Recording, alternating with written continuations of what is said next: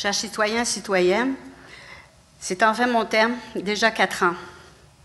Un premier mandat qui fut bien mouvementé pour plusieurs raisons que vous connaissez déjà. Je tiens à vous remercier très chaleureusement de votre confiance.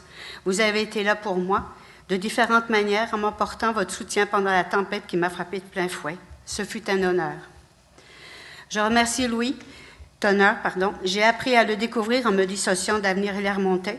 Il fut bien le seul à me soutenir en privé et en public dans la période difficile entourant la mise en demeure du maire que j'ai reçue lors de la semaine contre la violence faite aux femmes, ce qui m'a bouleversée profondément, brisant le reste de la confiance définitivement. Ce fut déplacé, inadmissible et antidémocratique. Je remercie les conseillers présents et absentes Christine Imbeau, ainsi que M. Saint-Onge, le directeur général, pour leur soutien lors de la crise du Burundi.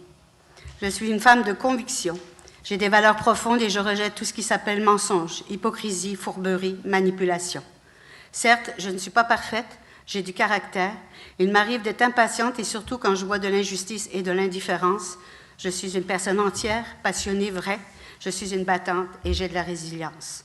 Certes, il y a des coups en politique et je l'accepte, mais jamais je n'accepterai l'odieux de se faire abaisser, intimider ou harceler par qui que ce soit. Ce n'est pas de la politique. Ce genre de comportements sont le fait de personnes avec peu d'estime d'eux-mêmes, préférant écraser l'eau pour se valoriser. Ceux-ci ou celles-là n'ont pas leur place en politique. Être en politique, c'est se donner et se mettre au service des citoyens et non pas servir ses intérêts personnels. La politique devrait être plus noble, mais bien des nuages sont venus assombrir cette noblesse.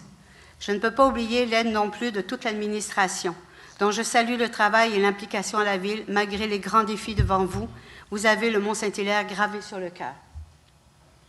À Mme Elisabeth Roberge et son équipe de l'OMH qui ont travaillé cœurs et âmes pour leurs locataires. Je ne peux oublier l'équipe de Centre de femmes L'Essentiel sans se lasser soutiennent les femmes violentées chaque jour, même à Mont-Saint-Hilaire.